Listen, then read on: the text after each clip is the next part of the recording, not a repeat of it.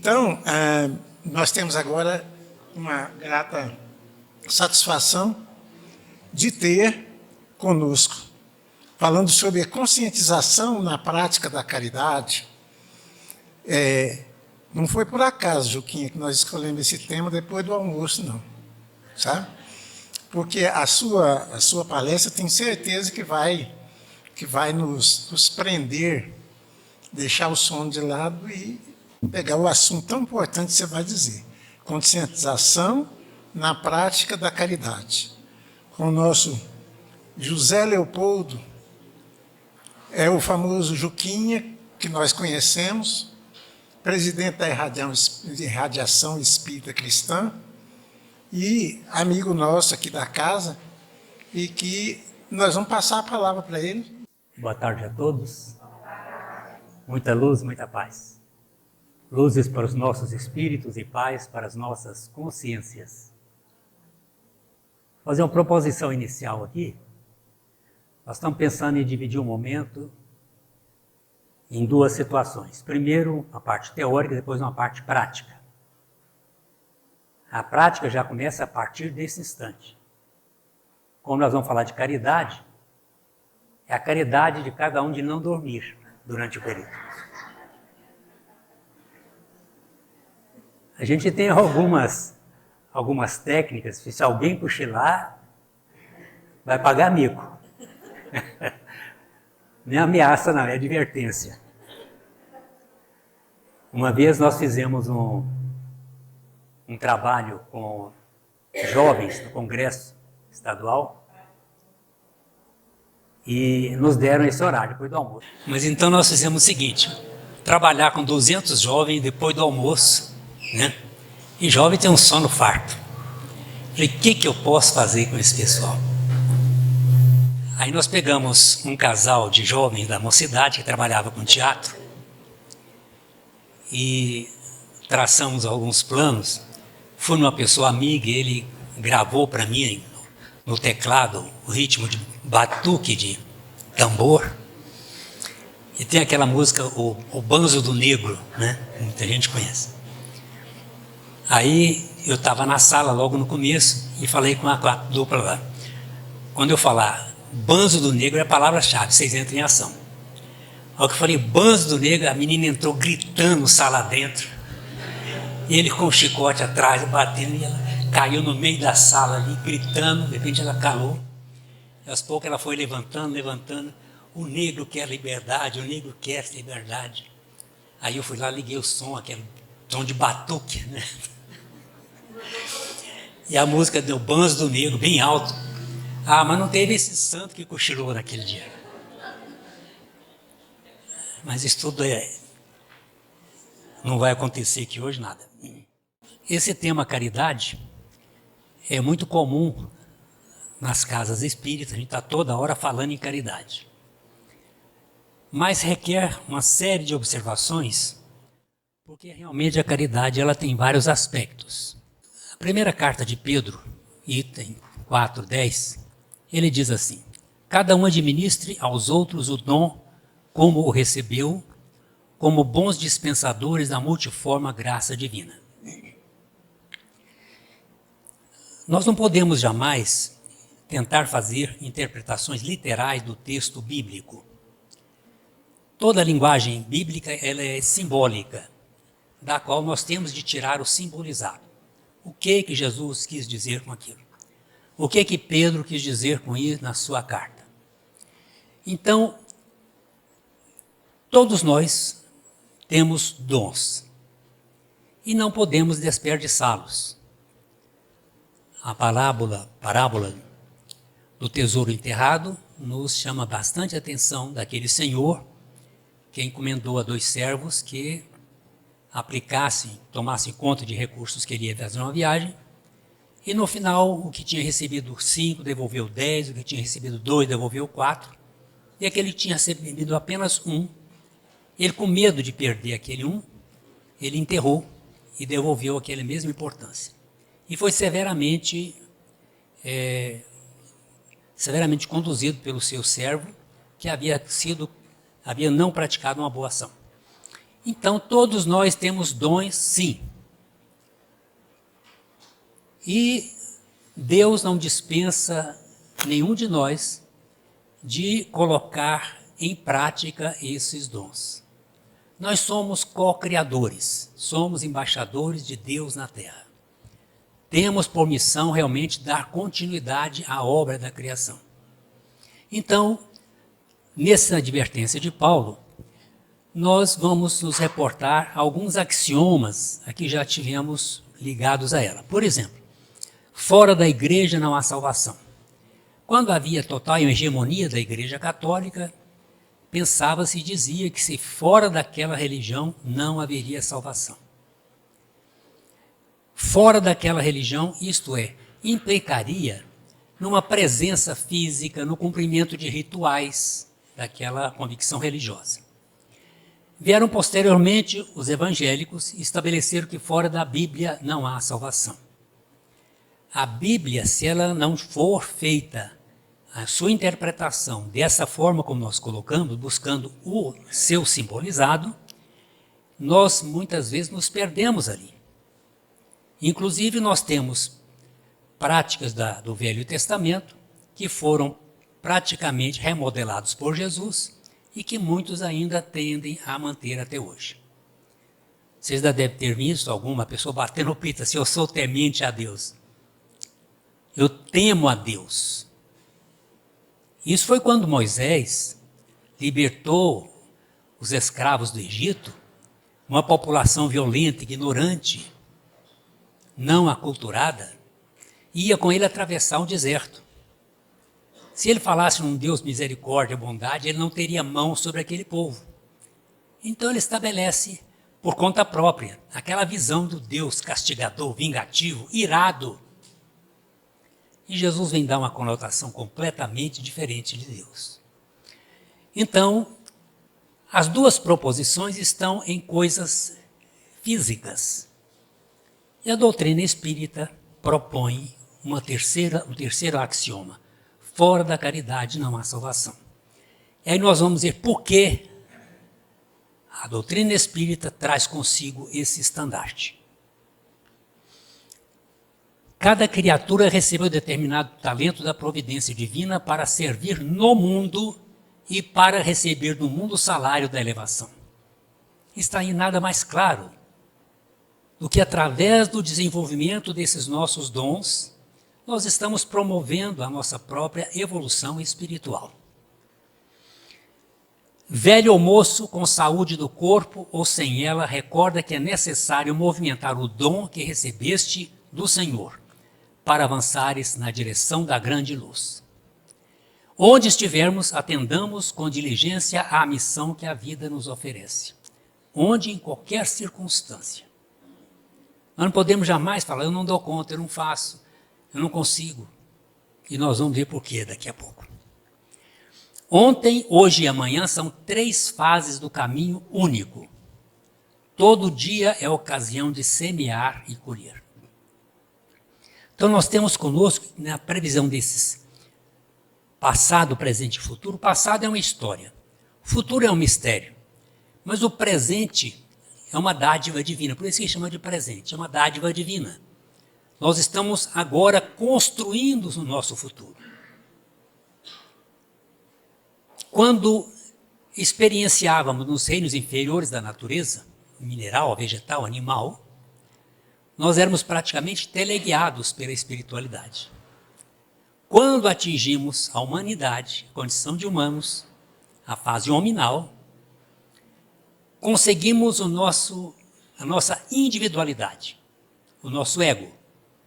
E por conseguinte nos foi dado a bênção do raciocínio lógico, que nos permite a inteligência, o conhecimento, o discernimento.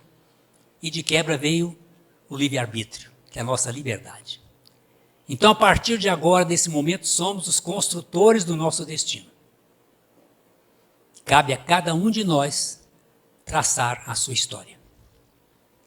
A vida é máquina divina da qual todos os seres são peças importantes. E a cooperação é fator essencial na produção da harmonia e do bem para todos.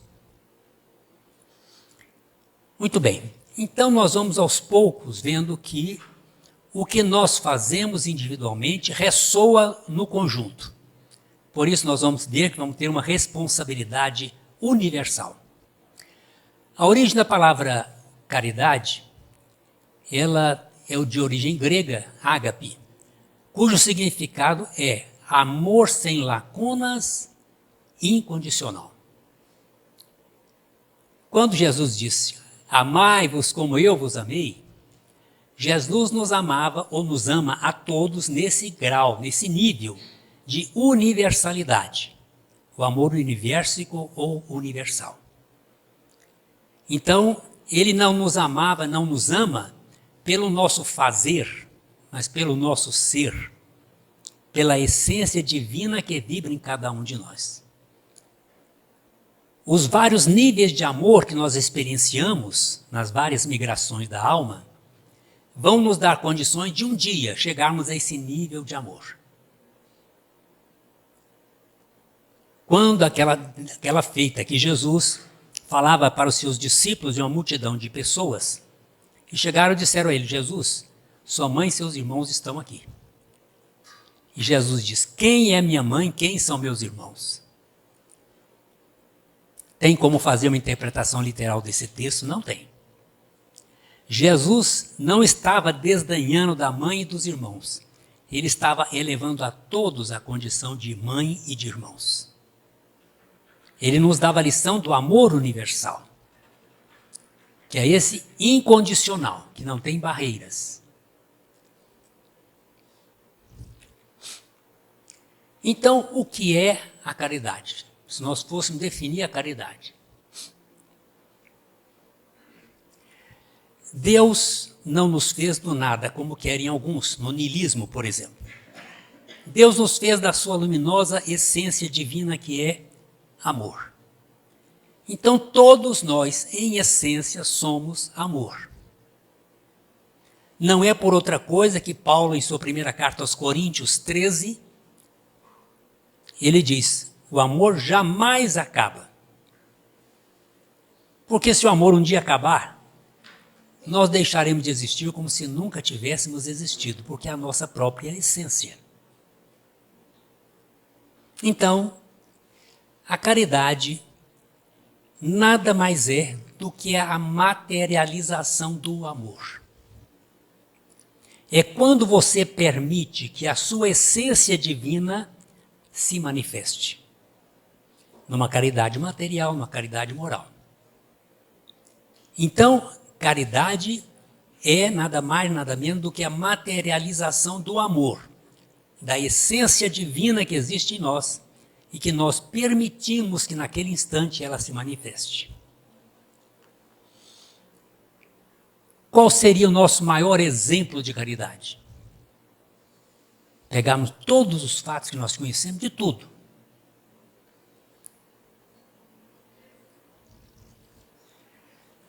Foi Jesus. Mas não é pelo que ele fez entre nós aqui. É a disposição dele de vir das grimpas celestiais para um mundo de vibração tão densa, a gente não sabe o sacrifício que foi. Quem lê o Missionário da Luz, vê lá que o mentor, para descer com André Luiz numa zona inferior, eles tiveram de reprogramar os seus corpos perispirituais, em função da vibração tão densa daquele. Agora você imagina Jesus, cujo sistema solar em que ele viveu já se extinguiu há bilhões de anos. Descer a um mundo como o nosso foi o maior sacrifício, a maior caridade. Mas ele veio para ser exemplo. A descida de Jesus ao orbe terreno. Quando e como isso ocorreu?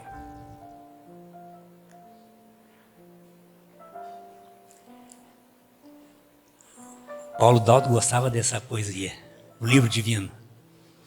O espírito de Castro Alves, através da pena sublimada de Chico Xavier, nos dá mais ou menos uma visão da Terra nesse momento em que as a espiritualidade optou pela vinda de Jesus. Então diz ele: gemia a terra humilhada a noite do cativeiro. Dominava o mundo inteiro sobre o carro da opressão. Com mandíbulas vorazes de loba que se subleva, Roma encharcada de trevas estendia a escravidão. Por entre as águias poderosas, jazia Atenas vencida, carpia Cartago a vida ligada a grilhão cruel. Na Capadócia, na Trácia, na Mauritânia, no Egito, o povo chorava aflito, tragando-se Cuta e Fel. O frio chegara aos templos, não mais Eros de olhar brando, nem bela Afrodite amando, nem Apolo encantador. O Olimpo dormira em sombras, cessara a graça de Eleusis, não surgiram outros deuses que não fossem do terror.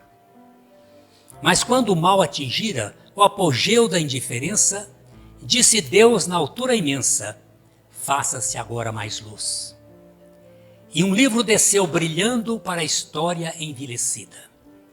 Era o evangelho da vida sob as lições de Jesus. Tremeram dourados sólios, o orgulho caiu de rastros, arcanjos desciam dos astros em cânticos de louvor. Mas ao invés da vingança, contra o ódio, contra a guerra, o livro pedia à terra bondade, perdão e amor. Chegara o novo reino. Horizontes infinitos descerram-se aos aflitos perdidos nos escarcéus. Os fracos, os desditosos, os tristes, os deserdados, contemplaram deslumbrados novos mundos, novos sóis. Desde então a humanidade trabalha, cresce e porfia ao clarão de um novo dia por escalar novos sóis.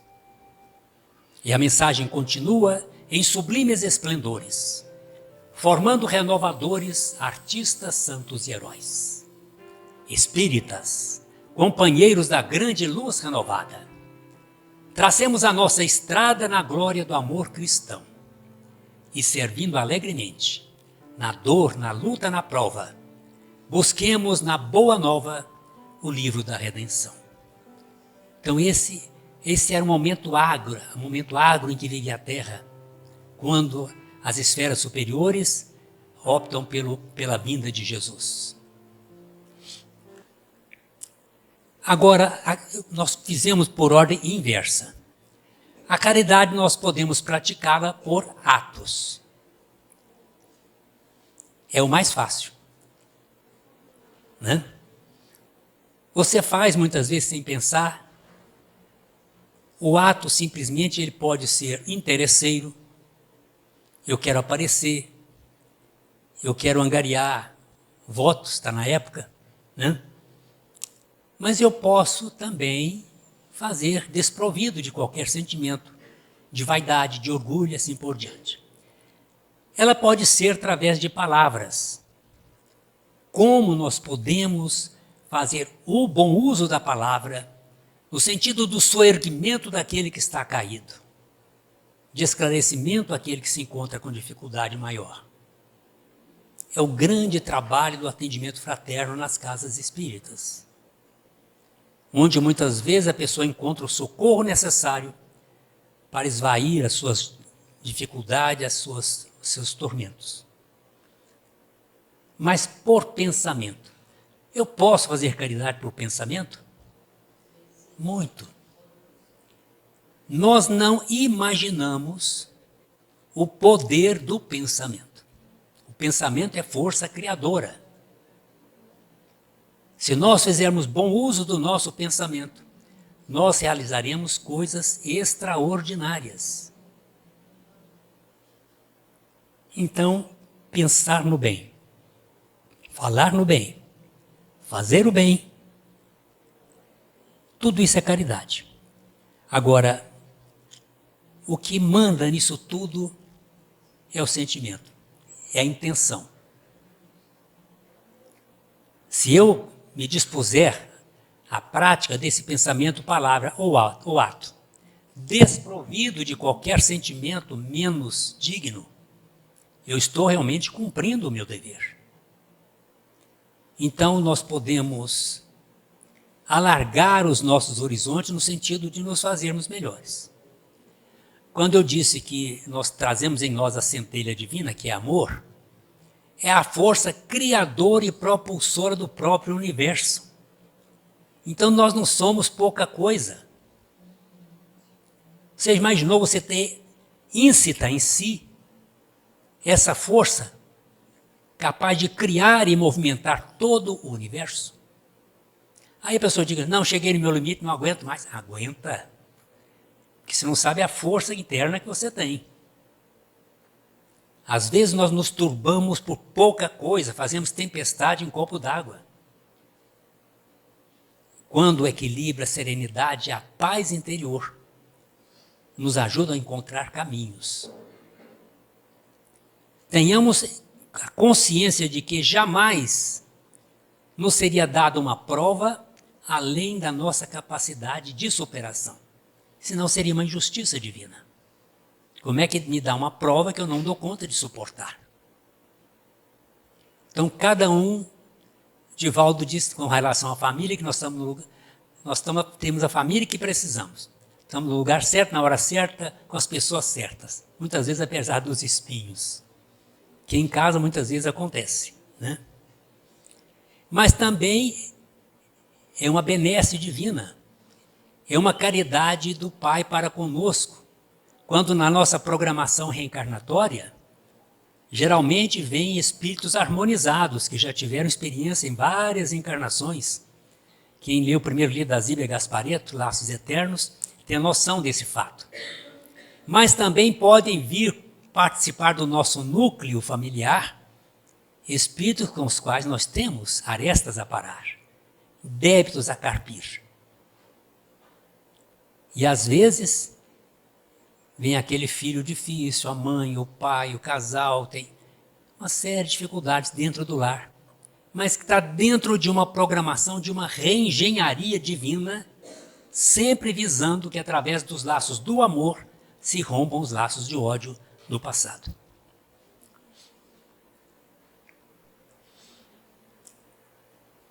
Fazer caridade é colocar amor em tudo aquilo que você pensa, fala e faz. Já dizia um filósofo que quando você coloca amor naquilo que você faz, o seu trabalho em qualquer lugar, em qualquer circunstância, será sempre um rio de bênçãos. É o móvel do amor. É a essência divina que está vibrando em nós. Agora você pergunta, um gari, tem jeito como eu varrer a rua com amor? Tem. Em toda situação, em qualquer circunstância, você pode fazer com amor aquilo que você faz. Não é fazer com revolta, porque você tem um salário pequeno. Isso principalmente para professor, né, que trabalha com salário pequeno. Mas faz um trabalho extraordinário. Ele está despertando nas criaturas as suas potencialidades internas. Ninguém ensina nada para ninguém. Mas se você conseguir despertar nas pessoas as suas potencialidades, você está cumprindo um grande papel. E é o papel do mestre. É fazer com que as possibilidades sejam atualizadas em cada um. Quem é o primeiro e o maior beneficiado com a caridade que exerço? Eu ou o próximo a quem eu ajudo? Em toda situação, de bem ou de mal, nós somos os primeiros a... Se eu vibro com ódio, com raiva, eu promovo até distúrbios biológicos em mim mesmo. Quem recebe o primeiro impacto das nossas vibrações, dos nossos pensamentos, somos nós. Então a gente vê muito na casa espírita, nós fizemos um trabalho de socorro espiritual, ali ajudamos o espírito. Ajudou sim, mas se ajudou principalmente num trabalho mediúnico, você está tendo ali uma lição ao vivo e a cores de quem se equivocou e está dando um testemunho ali do lado de lá. Eu fiz isso, estou sofrendo isso. Você quer a lição mais importante? Nós somos os maiores beneficiados. quando realizamos um trabalho mediúnico. Nos fazemos, sim, instrumentos para a espiritualidade, a equipe espiritual realizar o seu trabalho. Mas nós somos os primeiros a aproveitar. Então, na caridade também. Toda vez que eu me prontifico a ajudar alguém, eu estou primeiramente ajudando a mim mesmo. É importante a caridade para com o próximo, mas também é importante a caridade para consigo mesmo. Nós muitas vezes nos martirizamos.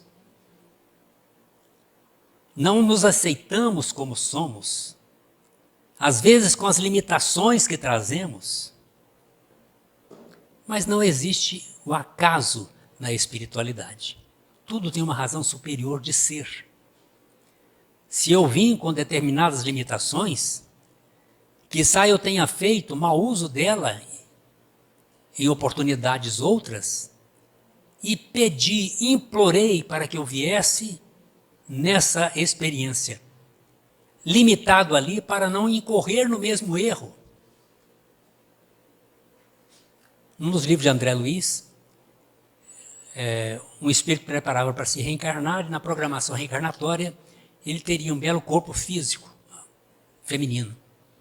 E ela vai a Manassés, que era o mentor espiritual, solicitando dele que tentasse ajudar, que ele fosse feita uma reprogramação para que ela não viesse com um corpo tão esbelto, porque ela já havia falhado em mais de uma encarnação nesse sentido. E ela foi atendida. Então nós somos ouvidos na programação reencarnatória. Não é castigo de Deus. Deus não castiga ninguém. Ele estabelece leis, leis sábias, divinas e eternas que nos regem os destinos. Agora, quando nós infringimos a lei, nós temos a resposta da própria lei. Já estabeleceu Newton que a toda ação corresponde uma reação em sentido contrário e de igual intensidade. Lei física. Mas é o mesmo procedimento para a lei moral. Eu infrinjo a lei, eu sofro a reação da própria lei. Então, cumpre a cada um de nós conhecer as leis e vivê-las em plenitude. Isso é amar a Deus sobre todas as coisas. E quando vem a colocação de Jesus de forma incisiva, no sentido de amar a Deus, muita gente fica perdido. Amar a Deus, um ser que eu não sei dimensionar, como é que eu vou amar? É um amor passivo, como é que é isso aí? Não. É você conhecer as leis dele, as leis divinas, e viver em consonância com elas, de acordo com elas. Lei de amor, lei de caridade, justiça, sociedade, todas aquelas que são no livro terceiro do Livro dos Espíritos. Leis morais.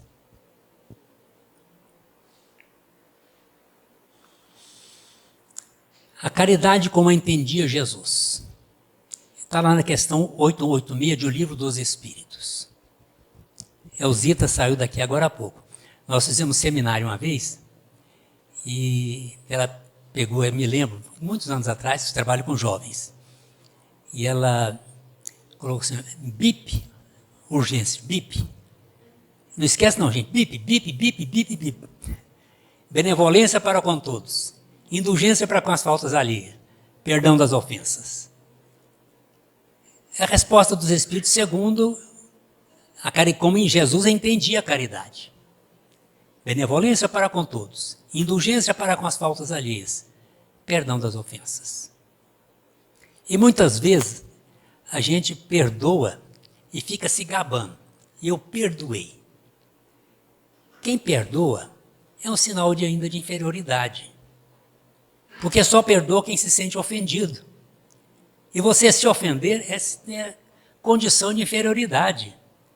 E Jesus veio nos ensinar a perdoar. Mas no momento extremo da cruz, ele deu o exemplo de quê? Da inofendibilidade. Ele não disse, no momento extremo, Pai, eu perdoo essa humanidade aí que não me compreendeu e tal. Não. Ele não tinha nada a nos perdoar. Pai, perdoa-lhes, eles não sabem o que fazem. Jesus nos amava e nos compreendia na nossa ignorância. Então, é importante que a gente busque nessa visão que a doutrina espírita nos dá. Benevolência para com todos. É amar e compreender.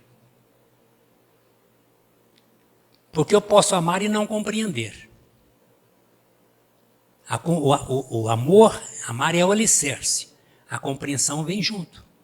Como é que eu posso querer que uma pessoa que nunca foi educada seja educada comigo?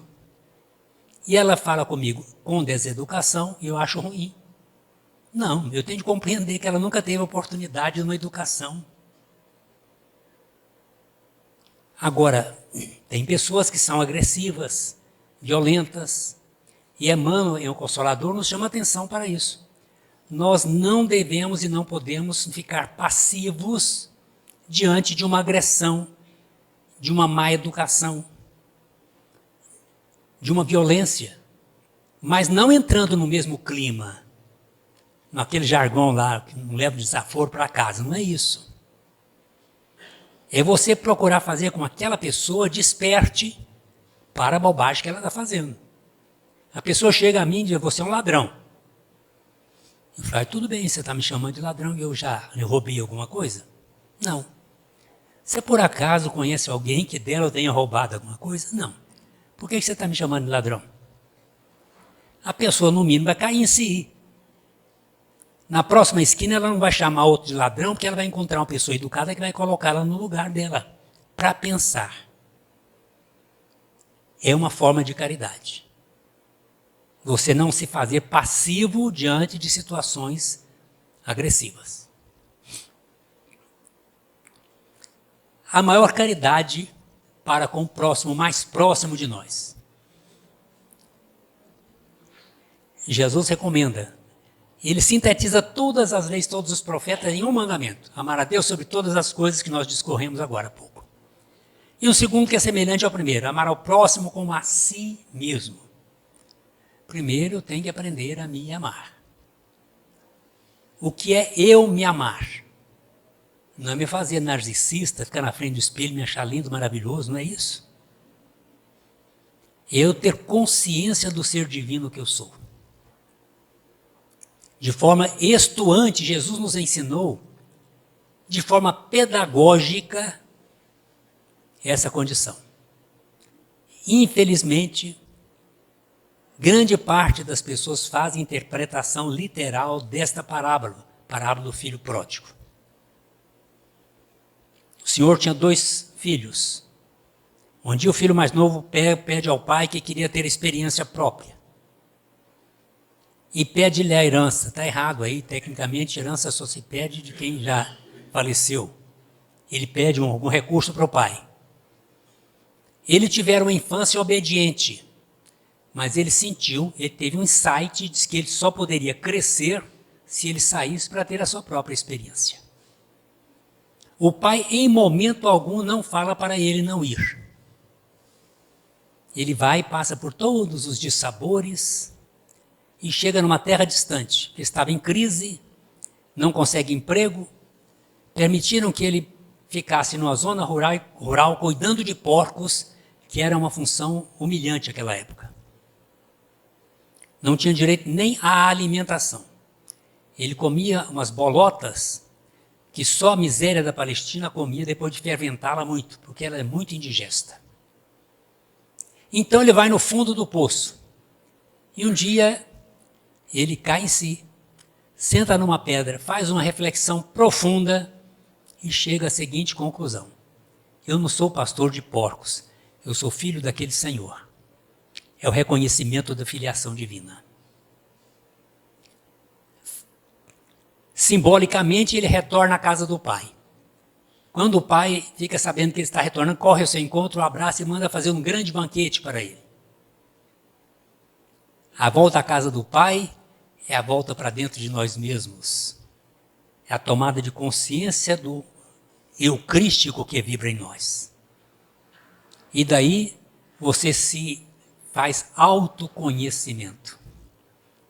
Tem consciência do que você é. E daí nós partimos para a nossa autorrealização.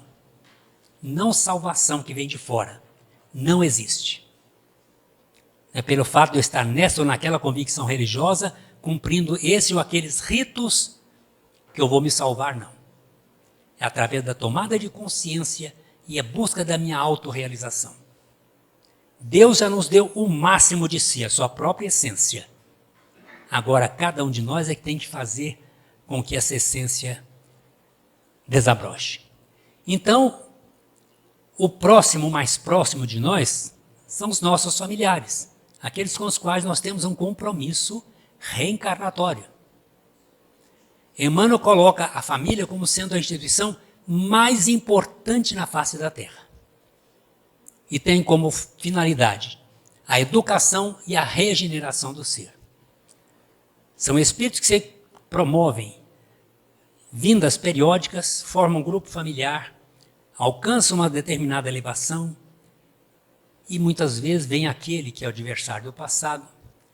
Quem leu Missionários da Luz, capítulo 12 e 13, fala da reencarnação de Segismundo. Em rápidas palavras, Segismundo, no plano espiritual, preparava para reencarnar. Adelina e Raquel preparavam para ter um filho. Durante o sono, o casal era levado ao plano espiritual, sendo consultados pela possibilidade de aceitar aquele espírito como filho. Raquel teve uma dificuldade inicial, mas era um espírito mais maduro, acabou por aceder. Adelino não conseguia. Foi necessário fazer com ele um tratamento psicológico no plano espiritual durante o sono, para que ele finalmente concordasse. Meio contrariado. Porque ele tinha um vínculo de ódio muito grande para com aquele espírito, que em vida pretérita o havia assassinado por causa de Raquel, levando Raquel à loucura.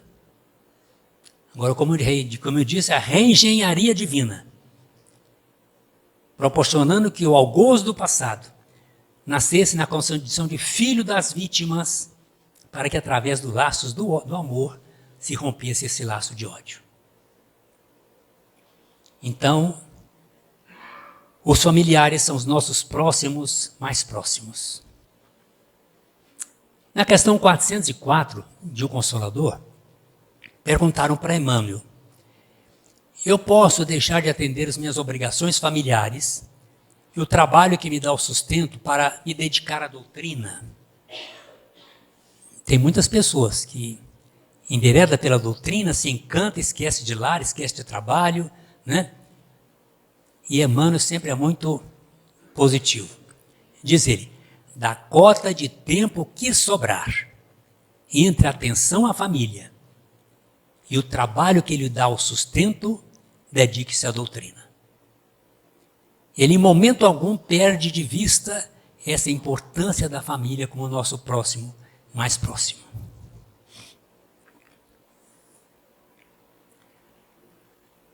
Justifica dizer que não pratico a caridade por não ter condições? Eu não tenho condição financeira, vou esperar ganhar na loteria para fazer alguma coisa. Tem pessoas que dizem isso. Não, minha situação financeira é péssima. Está vendo por um prisma único, né? Porque ela é ampla, tem vários sentidos, a caridade. Ninguém é tão pobre que nada possa dar de si mesmo. Se eu não tenho o que dar, eu tenho condição de me doar. Não do que tenho, mas do que sou, que às vezes é mais importante ainda. Uma amizade sincera, um consolo na hora necessária, uma palavra de equilíbrio. Nós encontramos hoje distúrbios psicológicos de toda a ordem pós-pandemia. Como é bom você ter um amigo, você chega e confia naquilo que ele fala. Nós vivemos carência de verdadeiras amizades. O próprio paralítico atado ao catre pode fornecer aos outros a paciência e a calma em forma de paz e resignação. O que significa essa paciência, calma, a paz, a resignação? Como é que ela pode ajudar os outros? Através do exemplo. Nós a todo instante estamos sendo influenciadores, tanto de encarnados quanto desencarnados. E ao mesmo tempo, estamos sendo influenciados por encarnados e desencarnados. Agora, o nosso exemplo é fundamental. Fala-nos Albert Schweitzer, um grande missionário evangélico, que o exemplo não é a melhor maneira de convencer, é a única. Então nós que detemos algum conhecimento a mais, cumpre-nos sermos realmente os trabalhadores, como trabalhadores da última hora, darmos sobretudo exemplo. Não é fácil. Nos conduzirmos com equilíbrio, com serenidade e paz, diante de um mundo tão conturbado, de tanta inversão de valores. E que nós não podemos jamais enveredar pela fila da grande multidão, que é a porta larga, mas buscar a porta estreita da renúncia, na busca dos verdadeiros valores. Valores morais. A caridade pode ser material. Você dá aquilo que a pessoa está precisando. Mas a caridade moral, já falamos, é aquele apoio, aquela segurança para quem está em situação de dificuldade. A casa espírita é, como diz o Divaldo, é uma fábrica de caridade.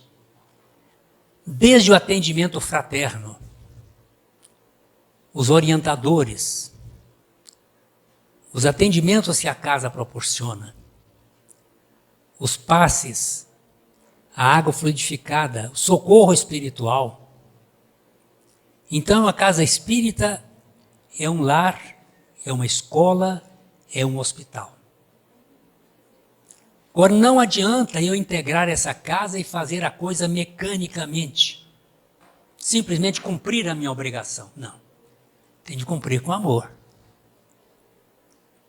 Vou porque se eu não for, eu não assino o ponto lá e fico com falta. Não é isso, não. Eu vou pelo amor que eu tenho ao serviço que eu vou prestar. É diferente.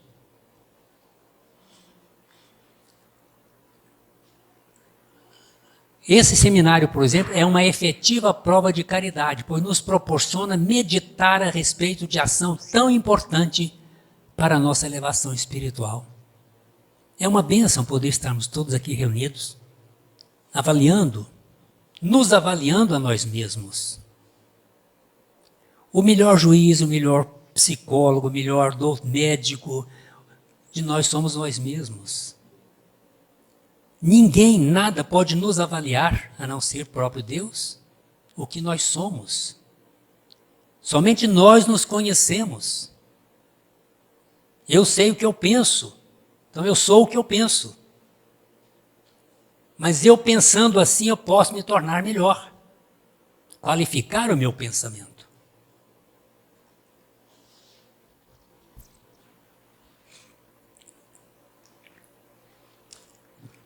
Nos leva a perceber a natureza dativa de Deus, que numa caridade maior nos permite alcançar o propósito dele para conosco, que é através da caridade alcançarmos a angelitude. Então, nós às vezes não paramos para pensar da natureza dativa de Deus. Deus nos dá tudo, nos deu a sua própria essência. Nos dá todas as possibilidades. Esse dia eu estava cortando uma mão, aqui eu abri vi aquele mundo de caroço. E, gente, como que a natureza é pródiga? Uma fruta tão saudável, tão gostosa, dentro dela aquela infinidade de caroços, que cada um pode ser uma árvore que pode produzir tantos frutos com tantos caroços.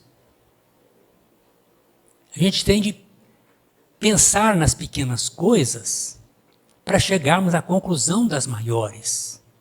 Daquilo que está à nossa volta e nós passamos muitas vezes despercebidos. A natureza é pródiga. E nós estamos judiando dela aí bastante. Agora, Chico é aquela sabedoria. Então, muitas vezes, nós chegamos a um momento e tomamos consciência. É bom, gente, até hoje eu tive errado, tive equivocado e tal. Aí tem uns que têm a seguinte teoria: pau que nasce torto não tem jeito, morre torto. Mas não é verdade. Não é verdade. Célebre frase de Chico, ele diz: ninguém pode voltar atrás e fazer um novo começo, mas qualquer um pode recomeçar agora a fazer um novo fim. Olha aí que sabedoria. Então, o momento mais importante da nossa vida é o aqui e o agora, já falamos. É uma dádiva divina. Aquele pai que vivia embriagado, caído nas sarjetas, era condição de vergonha para a família. Ele toma consciência, chega para a família: eu quero me recompor, me ajudem. Com certeza aquela família que tinha vergonha daquele pai vai ter orgulho daquele que saiu da sarjeta e quer realmente se equilibrar. É a transformação do novo homem. Todos nós temos a todo instante a oportunidade desse recomeço. Não custa nada. E custa muito ao mesmo tempo, porque custa uma decisão interna. Eu quero ser melhor. Ninguém vai me fazer melhor, nem pai, nem mãe, nem escola. Você pode pegar seu filho e colocar na melhor escola do mundo. Se ele não quiser, não adianta nada. Nós outros estamos matriculados na escola da vida. E se não aproveitarmos as lições de cada dia, nós vamos ter que repetir o ano. Estaríamos malbaratando uma reencarnação. Enquanto 3/4 da humanidade está do lado de lá, pedindo para uma oportunidade como nós aqui, nós estamos e muitas vezes não damos valor. Estamos num momento de transição planetária, onde vai prevalecer uma vibração melhor. E desde as bem-aventuranças, Jesus já advertia: bem-aventurados os mansos, porque possuirão a terra. Ou nós vamos chegar na condição daqueles exilados de capela, que o mundo evoluiu vibracionalmente, eles não tiveram mais permissão para reencarnar naquele planeta, e foram convidados por Jesus a vir integrar um planeta primitivo na época Terra.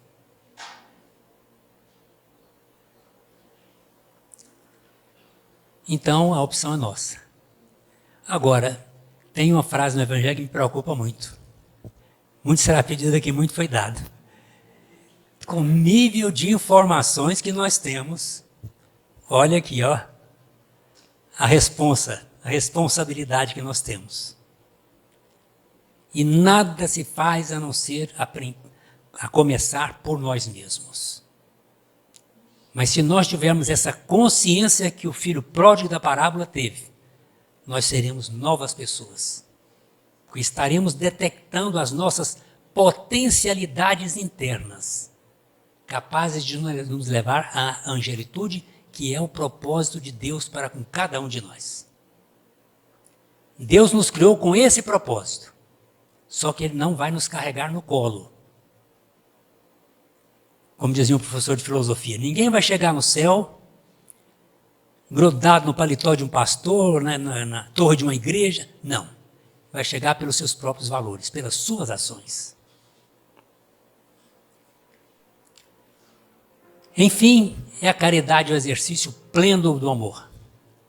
E mais uma vez é Castro Alves que nos dá a lição sobeja de como nos conduzir com mais amor. Ele diz: rogas a vida o roteiro da esfera superior. E a vida responde sempre: medita com mais amor. Procurando desse modo o caminho renovador, em toda dificuldade, apoia com mais amor. Se esperas pelo futuro um ninho aberto em flor, arando a terra dos sonhos, trabalha com mais amor. Tolera com paciência as nuvens do dissabor. Se a provação recrudesce, suporta com mais amor. Amigos desavisados trouxeram-te sombra e dor, diante de todos eles, auxilia com mais amor.